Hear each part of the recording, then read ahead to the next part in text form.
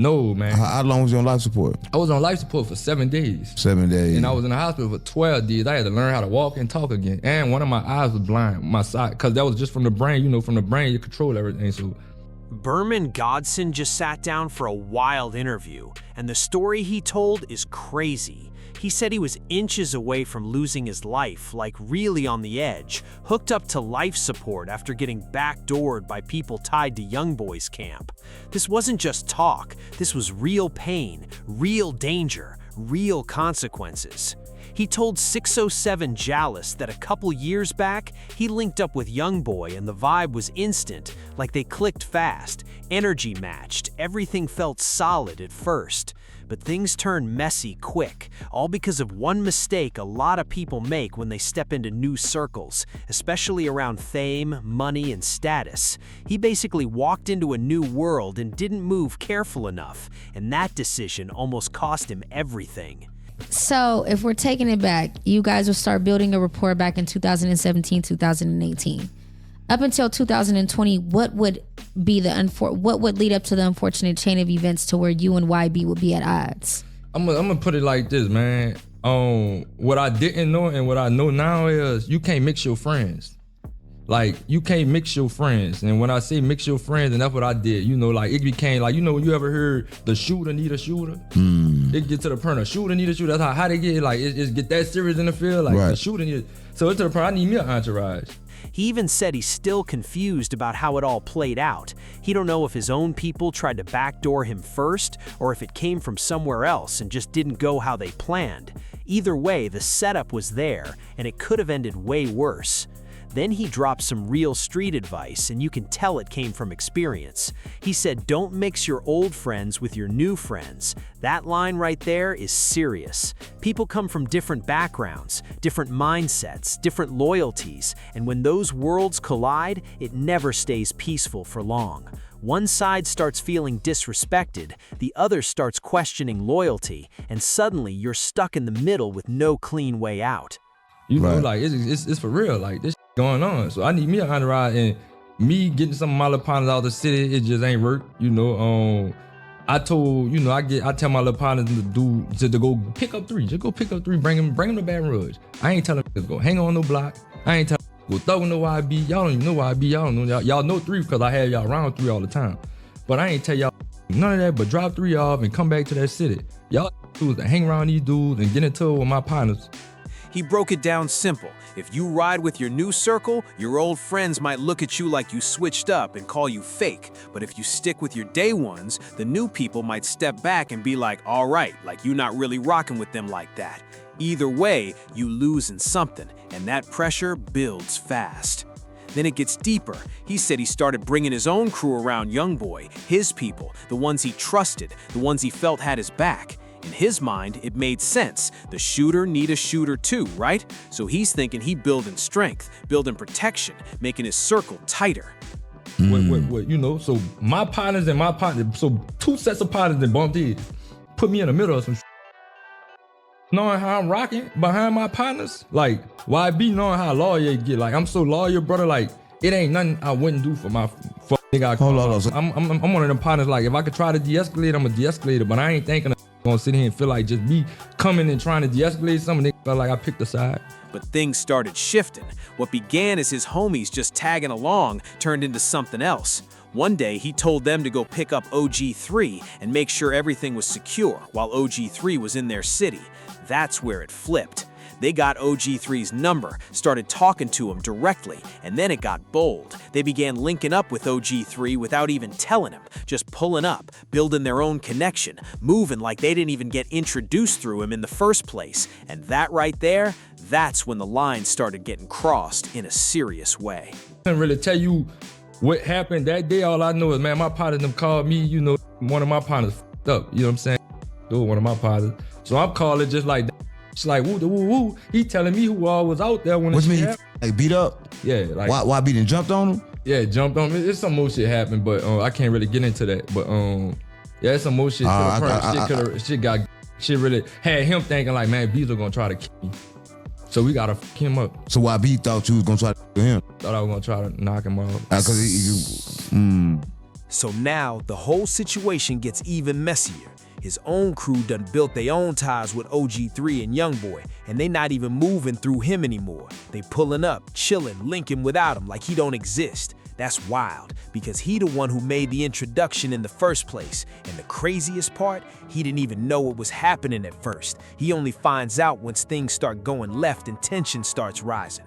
So is that Off what the strength of me just coming and just like trying to just figure out what the fuck happened between you and my partner, you know, with my little smackers.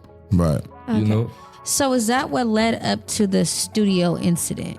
Yeah, basically played. It was like, man, come to, you know, just like, yeah, just come do some music.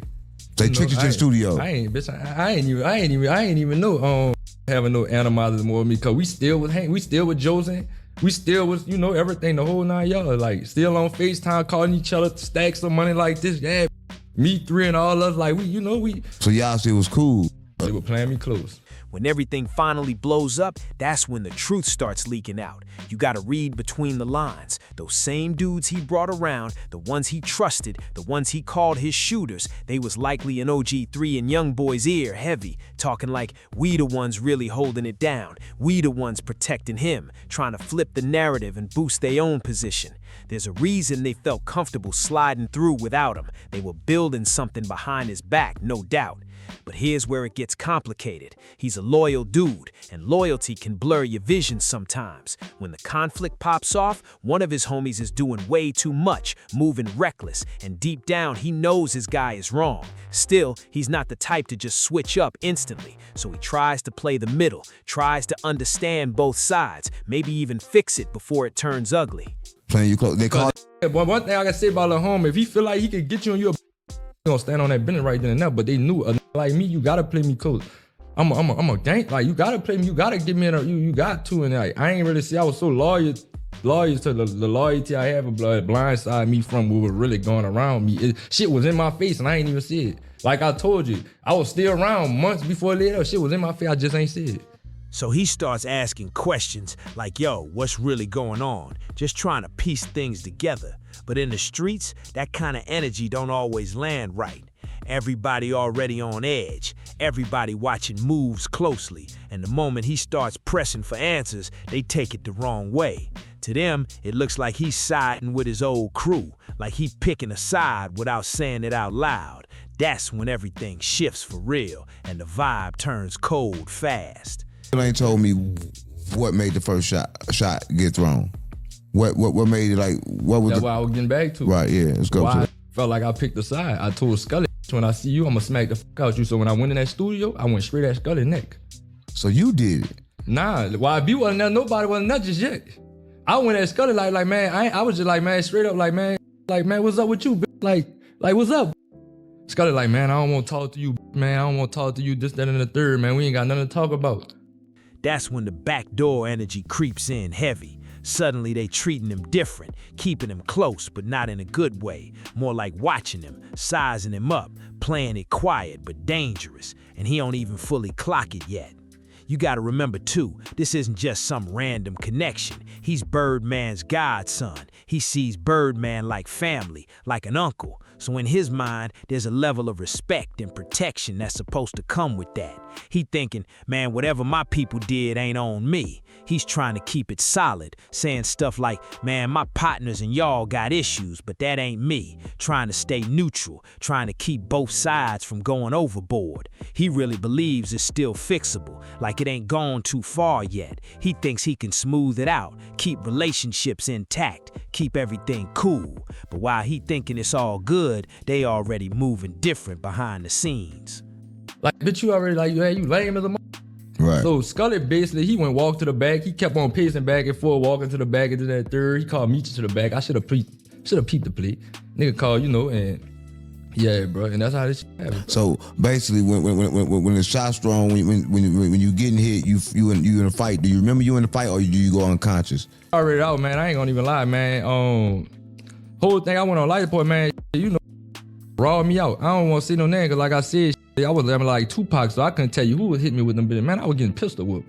Then, out of nowhere, they hit him with an invite to the studio, and that's where things take a dark turn.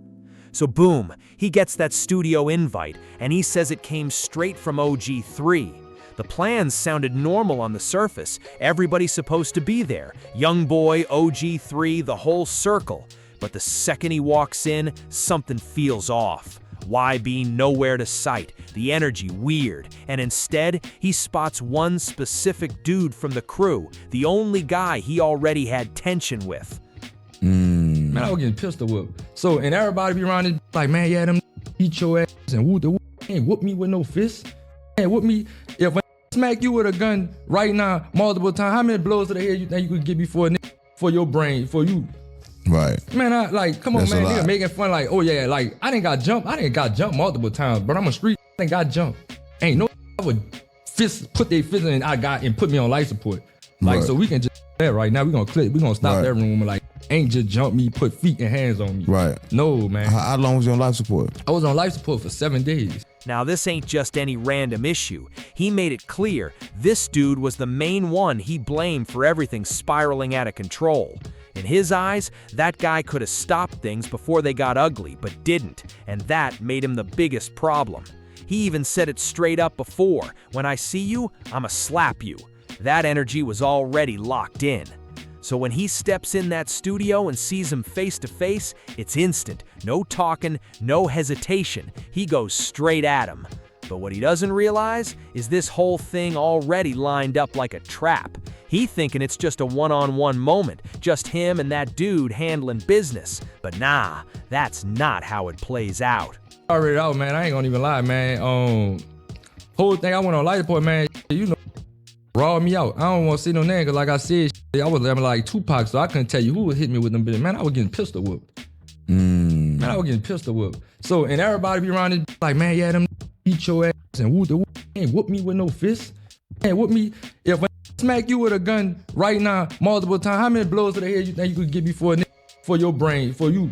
The second he makes his move, it's like the walls come alive. People start popping out from everywhere. Back rooms, corners, behind doors, like they was waiting on that exact moment. And then it turns into a full ambush. They rush him, overwhelm him, and start doing him foul. No fair fight, no warning, just straight chaos.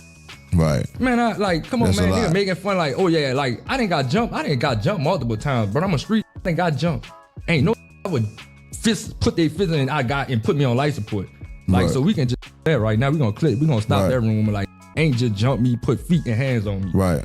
And here's the part that really makes you think.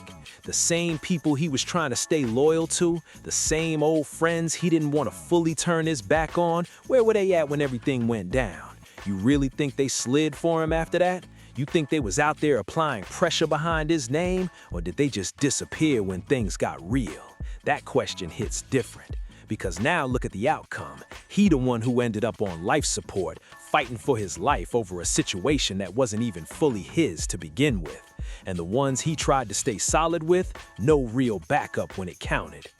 Then he speaks on what happened after, and his mindset still rooted in street rules. He's saying he didn't go to the police, didn't tell, trying to keep his name clean in that sense. But at the same time, you can hear the frustration. Situations like that leave permanent damage, and most people would be looking at it like there gotta be some kind of accountability. No, man. How long was you on life support? I was on life support for 7 days. 7 days. And I was in the hospital for 12 days. I had to learn how to walk and talk again. And one of my eyes was blind, my side, because that was just from the brain. You know, from the brain, you control everything. So, yeah, bro, I had everything. Right. Well, so you was in the hospital, and this is the time we're gonna go back to Birdman. This is the time where you talked to Birdman. Did you? Yeah, Bird came on FaceTime. He actually came with YB manager with Fee Banks. Right.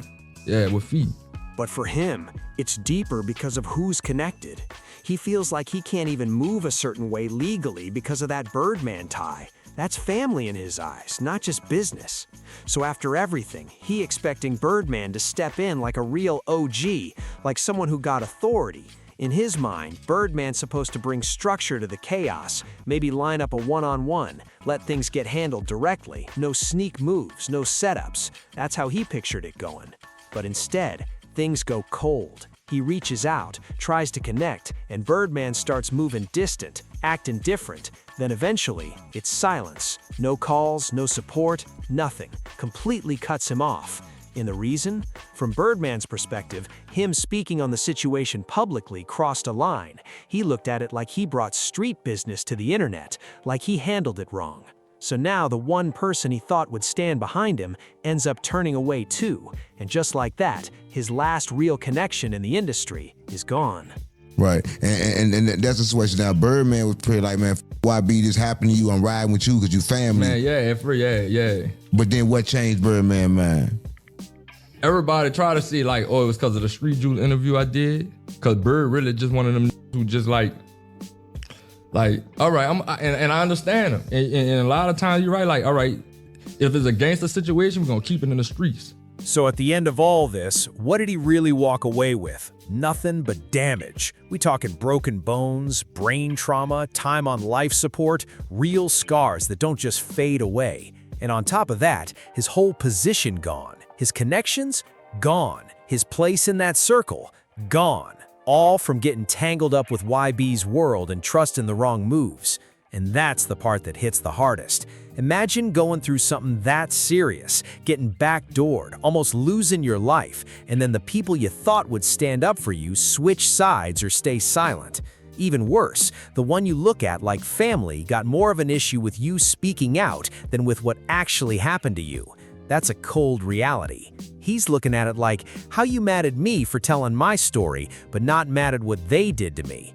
That question don't sit right no matter how you spin it. But at the same time, the streets got their own code, and that code don't always line up with what feels fair.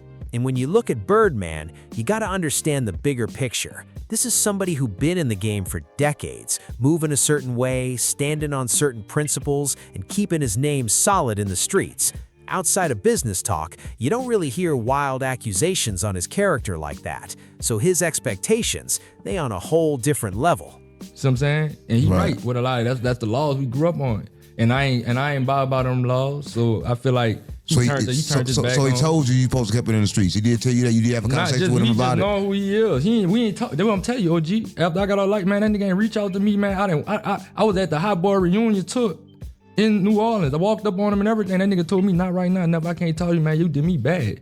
That nigga told me we gonna talk. That's what he told me. Like, we gonna talk, not right now. If that's really how he views him, like family, like someone he helped raise, then in his mind, he probably thinking, I built you tougher than that. So when he sees him go public with it, he takes it as breaking the code instead of just telling his truth. That gap in perspective is where everything falls apart.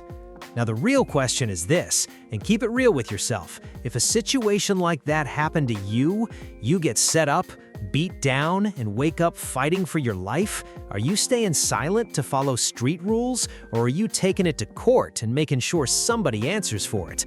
That's a choice a lot of people talk tough about, but it hit different when it's real. Drop your thoughts in the comments, no filter. What would you do in that position? And if you want more breakdowns like this, hit that like button, subscribe to the channel, and share this with somebody who needs to hear it. Stay locked in, because these stories don't stop.